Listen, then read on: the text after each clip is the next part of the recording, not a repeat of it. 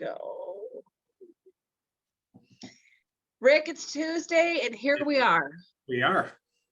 April. I went out and bought a spring-inspired shirt today because Nice. last week you were wearing a spring-inspired shirt, and I thought that was very nice. So I'm just trying to be more like you. Very You fashionable. look awesome. Well, thank you. I appreciate it. So we've got some hot off the press. You have had a hell of a week in the office. What is going on with the mortgage rates? What happened this week? It's only Tuesday, by the way. I know. Well, rates are going up. We know that. We just don't know how much higher. But yeah, well, what happened this week? Somebody sneezed on the microphone, and in the stock market went crazy, and kind of, bond market went nuts, and now the rates are at almost 6%. Yeah, I mean, the weird thing is, I thought we'd have for once in a while, we'd have like a quiet week, no news to move the market, kind of maybe trade some sideways, maybe some improvements. Then one of the Fed governors spoke this morning and talked about how they're going to sell off their balance sheet and liquidate all their bonds and their securities, and that sent the market crazy. So, look, it's all about inflation, right? We talked about that last week. Yeah. The main goal for the Fed is to drop that inflation level. Okay. Once we see that inflation dropping, the mortgage rates and the rest of the market will follow. That will take some time.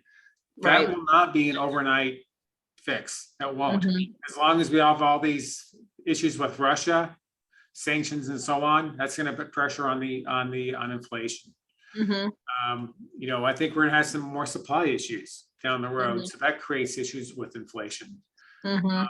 And so rates, people think rates are high. Well, the true answer is rates are higher than they were last year. But let's not forget the last couple of years, rates were so super low, it was almost scary. Right. And now we're back to more of a normal rate environment around, in the fives, mid fives, let's say, for example, right? That's not necessarily a bad thing at all. But here's like we talked about last week.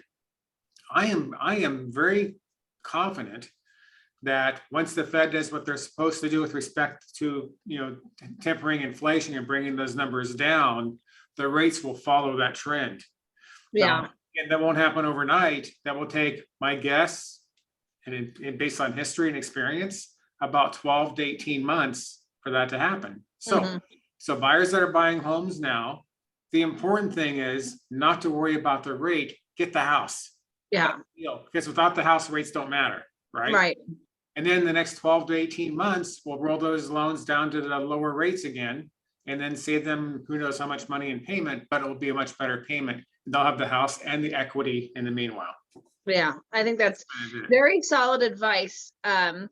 I do have one thing to mention in response to what you just said, though.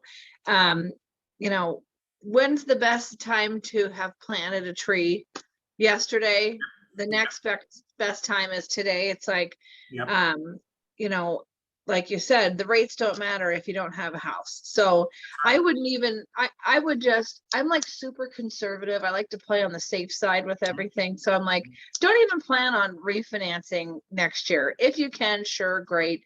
But just find a house that you are comfortable with, you're happy with, you can make your mortgage payment, and you can be there from, 0 to 10 years, and you will be just dandy. I mean, houses are still flying off the shelves. What I'm seeing is I have a lot of cash transactions this year. I mean, probably half. And most of those people they have sold other investments, and so they're buying real estate.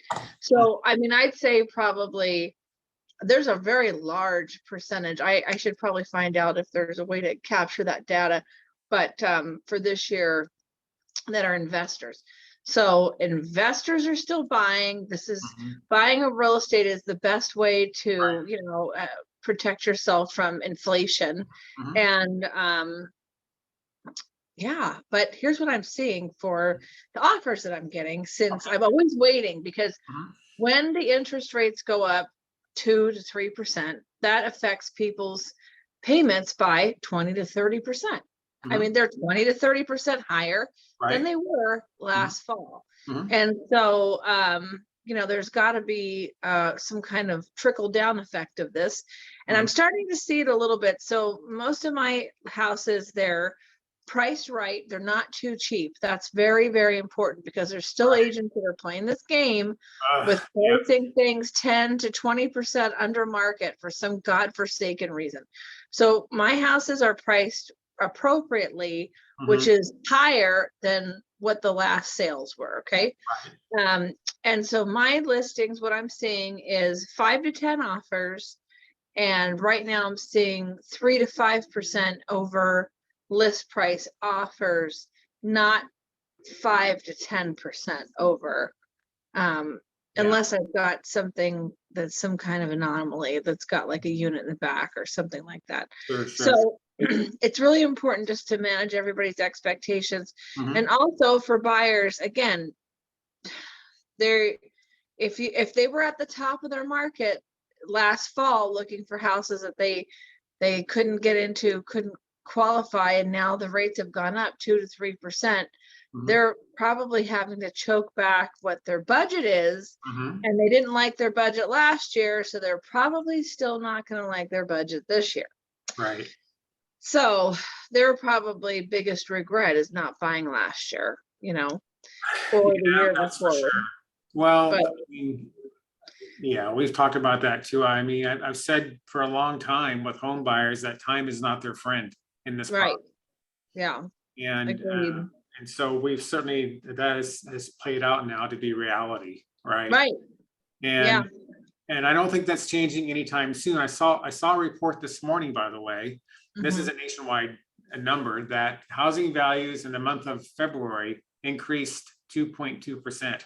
Mm, That's still a 20% a year clip yeah, year over that's a year. lot. Now, It's a lot. will it sustain 20%? No, it won't. But look, let's say it does 5 to 10%, right? Mhm, Let's say someone buys a house, for example, let's say 700,000 for simple numbers, 10% down, right? mhm. And that house goes up 75,000 next year. They just made $75,000 on a $70,000 down payment in terms of equity. Right, yeah, exactly. That's only at 10%, which is half what it's been doing the last 2 or 3 years. Right, So it's right. still a solid investment. Agreed. So, I mean, our advice to buyers is find a house that you like, that you can afford, that you can see yourself at for a while, and just buy it. Yeah. And if the rates go down, you can refi later, because playing this whole game with what's going to happen, trying to predict the future, Right. you know, is not going to work. It's not going to be helpful to you. Well, we have to see 3 times the amount of homes go on the market to get back to a normal level. Yeah, that's the real monkey wrench in the machine here, is that there's no houses for sale still. So And there's nothing Lord, that's going to change that in the next 30 days or 90 days or I 100. know I've had a lot of listing calls in the last 2 weeks, but I have a lot of people that are waiting till July, which is Mhm. interesting for whatever reason. So anyway, I appreciate your time today, and hang in there. I know it's got to be a terrible job to have to call these buyers and tell them Yeah. that they don't qualify anymore. I'm just kidding. It's like terrible. Oh my gosh. It's like, oh, what a terrible call to make. It's like, oh, well, remember Uh, last year? well, it's about as you say, it's have to refresh their approval, Yeah, at the right expectation, and then move right. on from there. Yeah, exactly. All right, Rick, I appreciate you, and I will Appreciate see you, you Megan. next week. All right, cool. And See all right, stay cool this week. ya. See you later. Bye.